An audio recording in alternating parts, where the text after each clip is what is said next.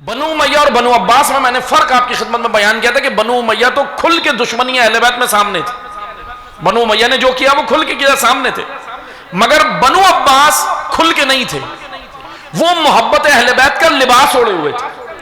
یعنی بنو امیہ سے بھی زیادہ اموی خاندان سے بھی بڑے منافق بنو عباس کا دور گزرا. بنو عباس تھے. جیسے میں آپ کو آج حالات حاضرہ کی مثال دیتا ہوں، آل سعود کھل کے سامنے آ گئے، آل سبا کویت کے حکمران آل سبا کھل کے سامنے آ گئے، آل خلیفہ بحرین والے کھل کے سامنے آئے نا، یہ تمام خاندان. مگر اس وقت ان سب سے بڑا ایک منافق موجود ہے، رجب طیب اردگان ترکی.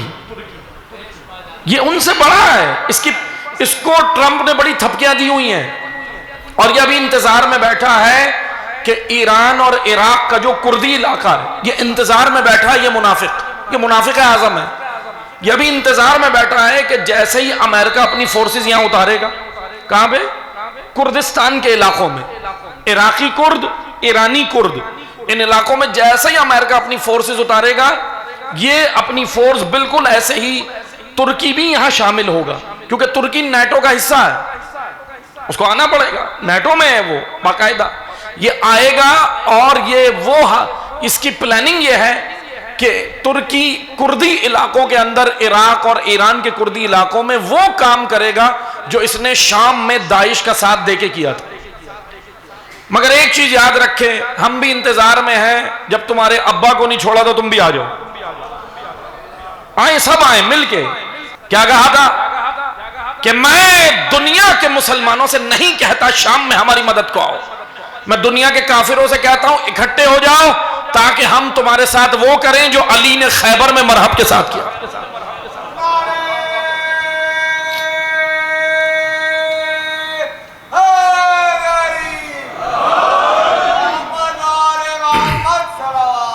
اللہم صلی علی محمد وآلہ محمد.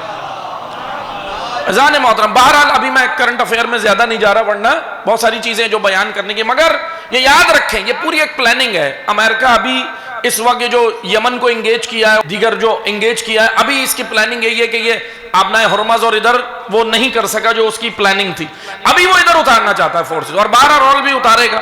لیکن مکروا ومکر اللہ واللہ خیر الماکرین، ایک شیطان کا منصوبہ ہے، ایک اللہ کا منصوبہ ہے.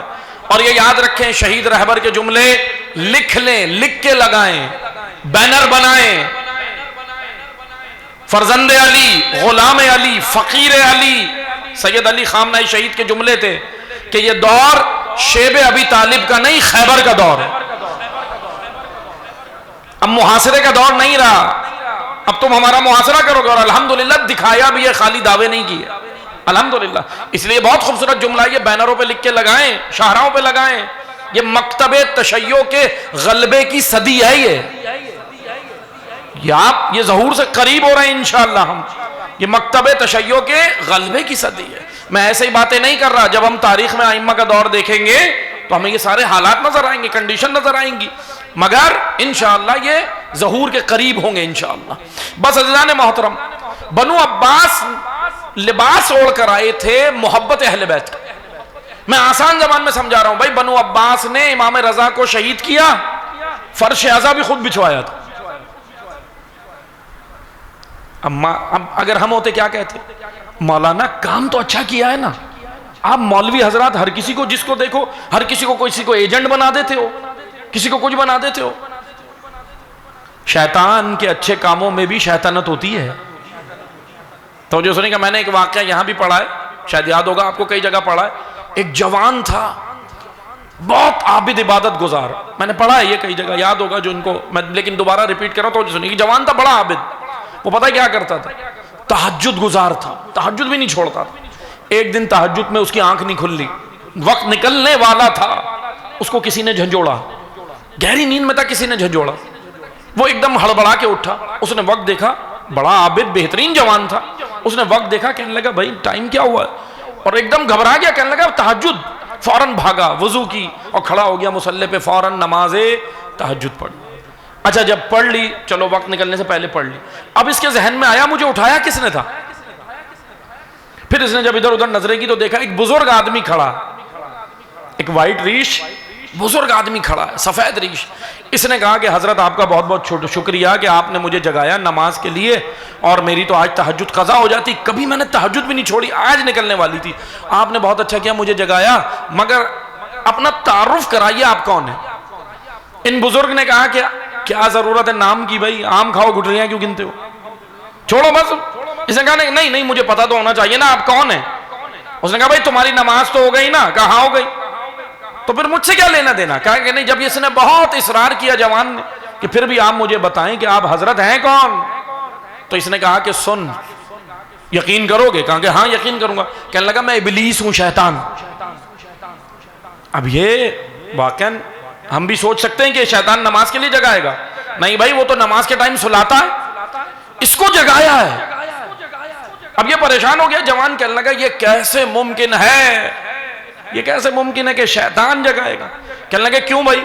اب شیطان بیچارہ پریشان ہو گیا, کہہ رہا ہے میں جب برے کام کروں تب بھی تم لوگ مجھے برا کہتے, اب تو میں اچھے کام کر رہا ہوں, اب تو میں اچھے کر رہا ہوں, میں نے تمہیں نماز کے لیے جگایا, پریشانی کیا ہے. کہنے لگا نہیں پریشانی مجھے ایک ہے. کہا کیا. اچھا جوان ذرا باشعور تو تھا, شعور ہونا چاہیے نا, سینس تھا. کہنے لگا بھائی پریشانی مجھے یہ ہے کہ تیرے وجود میں شیطنت ہے, تو ابلیس ہے, اور تیرے وجود سے شیطنت تا قیامت نکلے گی نہیں, تو ایسے ہی رہے گا. تو تیرے اچھے کاموں کے پیچھے کوئی نہ کوئی مقصد ہے. اب جب بہت اصرار ہوئی تو اس نے بولا چل بھائی بات آ گئی ہے تو سنی لو, میں نے تمہیں آج اس لیے جگایا کیونکہ روزانہ تم نماز تہجد پڑھتے تھے, نماز تہجد پڑھنے کے بعد تمہارے وجود کے اندر تکبر اور غرور آتا تھا کہ مجھ جیسا نمازی کون ہے, مجھ جیسا عابد کون ہے. وہ تکبر آج ٹوٹ جاتا اگر تو نماز نہیں پڑھتا. میں نے تجھے اٹھایا, نماز پڑھ, تکبر برقرار رہے. ڈونلڈ ٹرمپ اگر امام بارگاہ بنا کے دے دے, نیتن یاہو عزاداری کا فرش بچھا کے دے دے, اتنے سادے ہو عزاداروں. مولانا کیا ہو گیا, کام تو اچھا کر رہا ہے.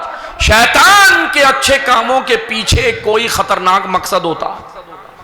شیطان اغوا کرنے آتا ہے اچھے کاموں کے ذریعے. شیطان جب نمازی کو اغوا کرتا ہے نمازی بن کے آتا ہے. شیطان جب روزہ دار پہ حملہ کرتا ہے اغوا کرتا ہے روزہ دار بن کے آتا ہے. شیطان جب عزادار کو اغوا کرنے آتا ہے تو عزادار بن کے آتا ہے, ماتمی حلقے میں آتا ہے, مجلس میں آتا ہے. کیوں آتا ہے؟ کیونکہ اس کو تو اللہ نے ہر جگہ اجازت دی ہوئی ہے جانے کی. جاتا ہے بھائی تاکہ ورغلاؤں, بھڑکاؤں, وسوسے ڈالوں. الذی یوسوس فی صدور الناس, وسوسے ڈالتا ہے. اس لیے عزیزان محترم شعور ہونا چاہیے.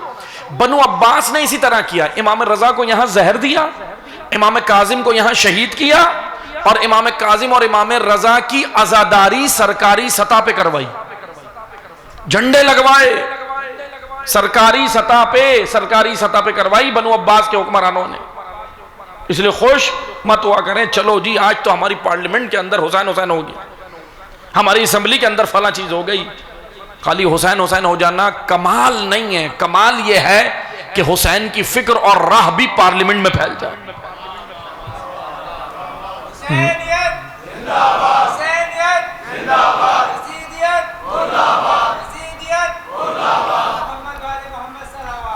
اللہم صلی علی محمد و آل محمد وعجل فرمائے.